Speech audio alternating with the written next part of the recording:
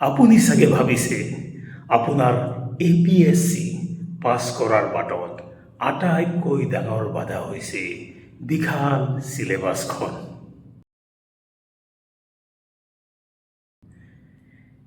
কিন্তু আচলতে বাধা সেয়া নহয়।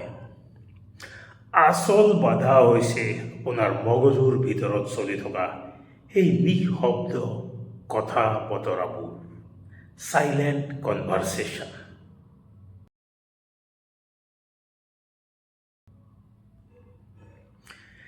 কিছুদিন আগতে আমাৰ য়াকুত ৱেলবিং চেণ্টাৰত এগৰাকী যুৱতী আহিছিল, এগৰাকী APSC এছপিৰেণ্ট।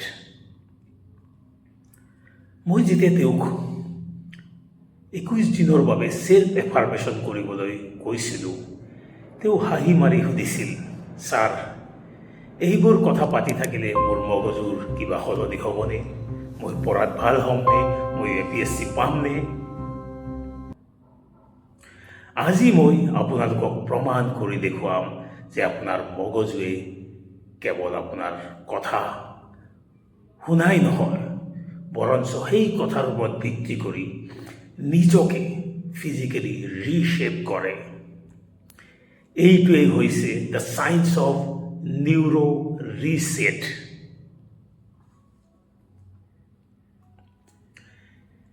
যেতিয়াই সেই এছপিৰেণ্টগৰাকীয়ে নিজকে কয়, মোৰ দ্বাৰা নহ'ব, মই চাগে নোৱাৰিম, তেতিয়াই তেওঁৰ মগজুৰ এমিগডেলা নামৰ অংশটো সক্ৰিয় হৈ পৰে।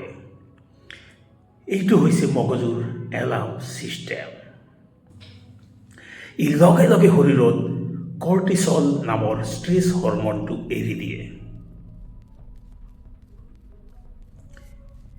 এই কৰ্টিচলে আপোনাৰ মগজুৰ প্ৰিফ্ৰণ্টেল কৰ্টেক্সত কাম কৰাত বাধা দিয়ে। এই অংশটোৱেই আমাক লজিক আৰু মেমৰিৰ বাবে প্ৰয়োজন হয়, মানে প্ৰিফ্ৰণ্টেল কৰ্টেক্স। মানে আপুনি যদি দিনটোত 18 ঘণ্টা পঢ়িলেও যদি আপোনাৰ মগজু কৰ্টিচল লুপত আবদ্ধ হৈ থাকে, তেন্তে আপুনি পঢ়াবোৰ একোৱেই মনত ৰাখিব নোৱাৰিব।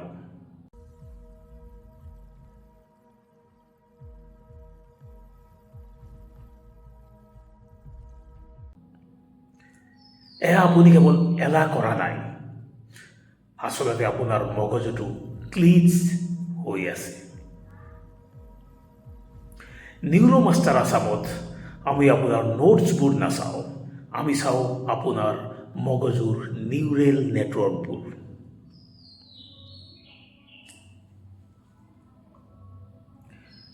আমাৰ মগজুৰ ভিতৰত ৰেটিকুলাৰ এক্টিভেটিং ছিষ্টেম মানে ৰেছ নামৰ এটা গেটকিপাৰ থাকে, মানে এটা চকীদাৰ থাকে। যদি আপুনি নিজকে নেতিবাচক কথা কয়, এই RAS আপোনাক কেৱল বাধা আৰু সমস্যাবোৰহে দেখুৱাই থাকিব। কিন্তু তাৰ সলনি আপুনি যদি 21 দিনৰ এফাৰ্মেশ্যনে কৰে, তেনেহ'লে কি কাম কৰে? ইয়াৰ মূলতে আছে Hebb's law. Neurons that fire together wire together. Hebb's law states that neurons which fire together wire together, forming the essential foundation for learning and memory in the human brain. যেতিয়াই আপুনি সঠিক এফাৰ্মেশ্যন ব্যৱহাৰ কৰে, আপুনি নিশ্চয়কৈ নতুন neural পাথৱে সৃষ্টি কৰে।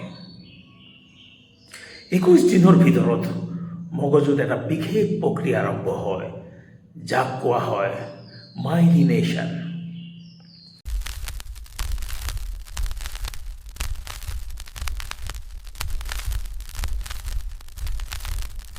আপোনাৰ মগজুৱে এই নতুন ইতিবাচক চিন্তাবোৰৰ ওপৰত মায়ালিন নামৰ এটা চৰ্বিযুক্ত তৰপ লগাই দিয়ে, যিয়ে আপোনাৰ মগজুৰ সংকেত 100 গুণ দ্ৰুত কৰি তোলে।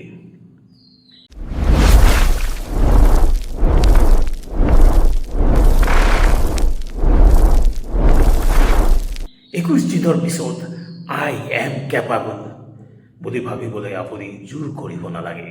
এয়া আপোনাৰ মগজুৰ ডিফল্ট ছেটিং হৈ পৰে। সেই APSC এস্পিৰেণ্ট ছোৱালীজনীয়ে কিন্তু হাৰ নামানিলে। তেওঁ বুজি পালে যে তেওঁৰ চিন্তাবোৰ কেৱল মেণ্টেল নইজ নহয়, বৰঞ্চ একো একোটা কেমিকেল ব্লুপ্ৰিণ্ট। ইতিবাচক আত্মকথোপকথনে মগজুৰ সেই অংশবোৰক সক্ৰিয় কৰে যিয়ে আমাক মটিভেশ্যন আৰু ৰেজিলিয়েঞ্চ মানে সহনশীলতা দিয়ে।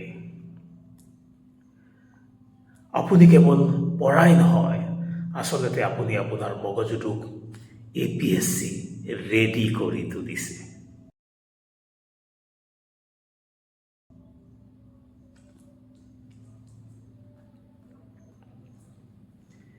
আপোনাৰ মগজুটো প্ৰতিটো ছেকেণ্ডত প্ৰশিক্ষিত হৈ আছে, হয়তোবা আপোনাৰ আত্মবিশ্বাসৰ দ্বাৰা, নহয়তোবা আপোনাৰ ভয়ৰ দ্বাৰা।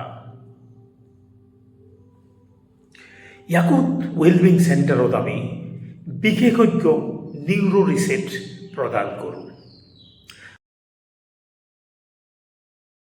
আপুনি এজন ছাত্ৰই হওক বা এজন চাকৰিয়ালেই হওক, আমি আপোনাৰ ভৱিষ্যত ৰিৱায়াৰ কৰিব পাৰোঁ। আজিয়েই আপোনাৰ ৰিৱেৰ যাত্ৰা আৰম্ভ কৰক। এজন অভিজ্ঞ মাইণ্ডছেট কোচৰ সৈতে অডিঅ' বা ভিডিঅ' কাউন্সেলিঙৰ বাবে তলৰ লিংকত ক্লিক কৰক। I understand what you are going through, and I am here to help you navigate these challenges with clarity and confidence today. বা www.alamir.com ভিজিট কৰক। আমাৰ ৰিৱেৰ কেম্পেইনৰ অংশ হওক।